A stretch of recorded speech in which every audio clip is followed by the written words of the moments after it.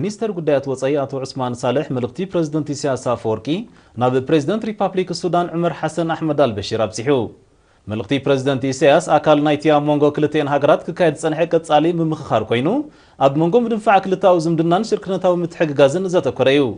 ብ11 መስከረም ኣብ ካርቱም ኣብ ዝተኻየደ ርክብ ፕሬዝደንት አልበሺር ንተገዳስነት መንግስቲ ኤርትራ ፍሉ ኩነታትን ጉዳያትን ሱዳን ድሕሪ ምምስጋን ኣብ ዝተፈላለየ መዳያት ንዘሎ ክልታዊ ዝምድና ምዕዛዝ ንረብሓ ክልተን ሃገራትን ህዝብታትን ከም ዝኾነ ገሊጹ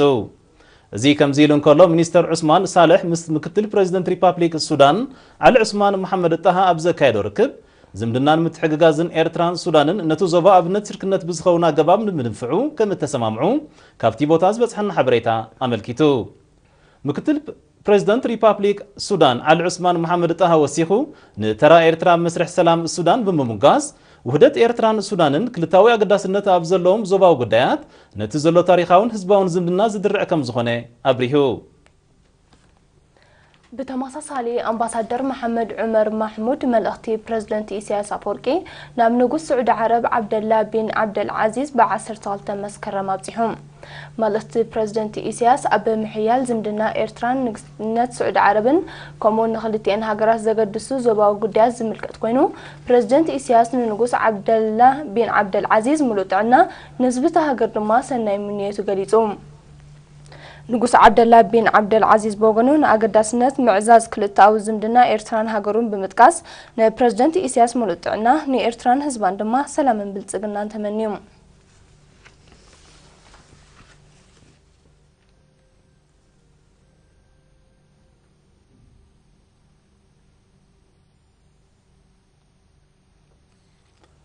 ማይ ሓደ ካብቶም መሰረታውያን ንደቂ ሰባት ዘድልዩ ነገራት እዩ ክንዲ ዝኾነ ድማ ምዕቃቡ ኾነ ምሕደሩ ልዕል ቆላሕታ ክወሃቦ ግቡእ እዩ ኣብ ሃገርና እዚ ጸጋዚ ንኽዕቅብ ድማ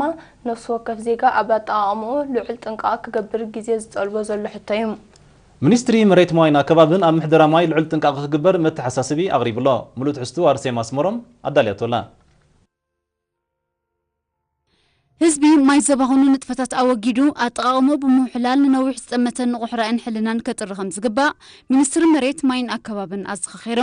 እቲ ካብ ክፍሊ ማይ ዝተረኽበ ሓበሬታ ኣብ ህንፃዊ ስራሕትን ምሕፃብ መካይንን ኣብ ቅፅሪ ኣባይቲ ዘሎ ጀራዲን ብምምሕዳር ከተማታትን ሓውሲ ከተማታትን ዝተተኽሉ ኣግራብን ዕምባባታትን ኣጻርዮም ዕሹግ ማይ ዝሸጡ ከምኡውን ኣብ ቅፅሪ ኣባይቶም ይኹን ንሕርሻ ተባሂሉ ካብ ዝተዃዕተ ዒላታት ንዘቤታዊ ይኹን ንኻልእ መዓላ ማይ ምሻጥ ገለ ካብቲ ማይ ዘባኽን ንጥፈታት ምዃኑ ብምጥቃስ ህዝቢ ጥንቃቐ ከዘውትር ኣተሓሳሲቦም ህዝቢ ዝዋረዱ ፕሮጀክታት ማይ ንረብሑን ጥቕሙን ምዃኖም ኣሚኑ ናይ ምክትታሎምን ምሕደራኦምን ሓላፍነት ክወስድ ዘዘኻኸረት ሓበሬታ ቀንዲ ጠንቂ ጸገማት ቀረብን ምብኻን ማይ ዝኸውን ምብልሻው መስመር ማይ ይኹን መጨንጉዒታት ኣብ እዋኑ ዘድሊ ጽገና ክግበረሉን ቀጻልነቱ ክወሓስን ጸዊዖም ምንጭታት ማይ ዝኾኑ ሓጽብታት ዲጋታትን ራህያታትን ብድበት ንኸይመልኡን ዕድመ ኣገልግሎቶም ክነውሕን ዝግባእ ፍወሳ ክካየደሎም ካብ ዒላታት ዝጥቀሙ ትሕተ ባይታዊ ማይ ንምህብታም ክጽዕሩን ካብ ምጉሕጓሕ ጥንቃቐ ክገብሩን ብፍላይ ኣብ ከተማ ዝነብሩ ድማ ኣብ መዓላ ንዝወዓለ ማይ ዳግማይ ከም ዝጥቀሙሉ ብምግባርን መዕረቒ ብምጥቃምን ብዝበለጸ ማይ ክቁጥቡ ከም ዝግባእ ኣስሚሩሎም መዓላ ማይ ንዘቤታዊ ሕርሻውን ካልእን ተባሂሉ ብቐዳምነታት ከም ዝስራዕ ዝተቐሰተ ሓበሬታ ኣተዓዳድላ ዘቤታዊ ማይ ካብ ቦታ ናብ ቦታ ከም ዝፈላለን ብብዝሒ ተጠቀምትን እቲ ምንጭ ክህቦ ዝኽእል መጠን ማይን ከም ዝውሰንን ብምምልካት ካብ ምንጭ ማይ ብናኢድ ፖምፓ መዕደልን ነቑጣታት ብመስመራት ቡንባን ካልእን ንተጠቀምቲ ከም ዝዕደል ኣብዚ ዝባኽን ማይ ንኸይህሉ ዕቱብ ምክትታልን ቁልጡፍ ስጉምትን ክህሉ ወሳኒ ከም ዝኾነ ኣነፂሩም ኣብ መወዳእታት ሓበሬታ ሓመድን ማይን ኣብ ምዕቃብ ዝሕግዙ ትሕተ ቐርፅታትን ንጥፈታት ሕርሻን ምስ ባህሪ መሬት ተሳንዩ ክኸይድ ከምኡውን ስራሓት ምግራብ ብማይ ኩዕ ደረጃ ብዝለዓለ ክስራሓሉ ብምልባው ኩሉ ንጥፈታት ማይ ንኣዋጅን ሕጋጋትን ማይ ተማዚኑ ክትግበርን ሃብቲ ማይ ንመጻኢ ወለዶታት ብዘገልግል ኣገባብ ክዕቀብን ክህብትምን ኣዘኻኺሮም ነበርቲ ካንቶን በርን ስዊዘርላንድ ብምኽንያት ዝኽሪ መበል 52 ዓመት ምጅማር ብረታዊ ቃልሲ ህዝቢ ኤርትራ ኣብ ዘካየዱ ኣኼባ ን30 ጽጉማት ስድራ ቤት ስዋት ን2 ዓመት ክናብዩ ቃላትዮም እቶም ዜጋታት ባሕቲ መስከረም ዕለት በዓልን ዝኽርን ጥራይ ዘይኮነት ኣብ ስድራ ስዋኣትናን ኣኽብሮትን ሓልየቱን እንገልጸላን ሕድሮም ንምትግባር ስራሕና ገምጊምና መብፅዓና እንሕድሰላን ከም ዝኾነት ገሊጾም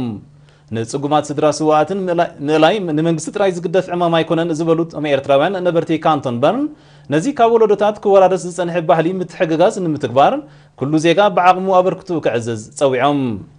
بكل وجن محبركم إيرتراويان نبرتي نورنبرغ إيرلانغن جرمن نمسسني معكن حدر سماتات زوعل كلتا شحن 300 يورو كوفيو كم زوفيو منيستر عيون سبعة ودحنة حبيرو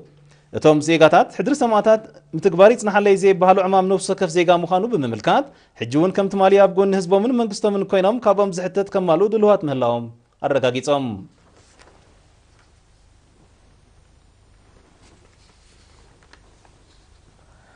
أب كتما عسب من محدار كبابي شكايتو استدوكونت كلينيك بحت مسكرم زمسجن أقلقلوت تبام كمزلا نبر تحبيرهم أتو عثمان عصون وزير سعود محمد يتحبن يرينا بزهب وحبريتام تعنا وأقلقلوت أبك أربعة مزيركب أبعلتا ومحبراوي هيوت ألتا وتصلوا كمزلوا بمتقاس نايزاب كبابيهم اتركب كلينيك نايك أربعة تتكمتي بمخانم حقوسهم قليتهم نساتهم بتوسخي تا كلينيك أفلتهم عمدايت عنا نخعبون حقاز ترات تصاط مهلوا بمحبار نفسهم من دقامون كابتن محلال افتحمامات نمكلخال عبر ربحا يرخبولا كمزلوا أبريهم نحموم لعلتي زلزل المدهانيت أقابلان مخرم بعل مويز زقدسة زبلات علي محمد بوغنو أبتا كلينيك زلو أبالات أبتا قلقلتهم نزر إيوا حاليتون تقداسنة الموقيسوم أبال كلينيك بحت مسكرم من السيح محمد إدريس بوغنو أبتا تكالت عنا معالتاو بزواب أستمرون مويا ومخرن تقدقلتي أفلتو مامدايت عنا كبنا بلس لزمزة تتكمتي إنا بزوحي يخدو كم زلو أبريهم اتوم نمرتي موداتا تا كلينيك نويح أقلقلوت كتبوهم منتي بقبو كم زكانا خنوا بمحبار زكايدو كبابياو صريت بزلع على كأتصلوا مخانهم الرقاقيتهم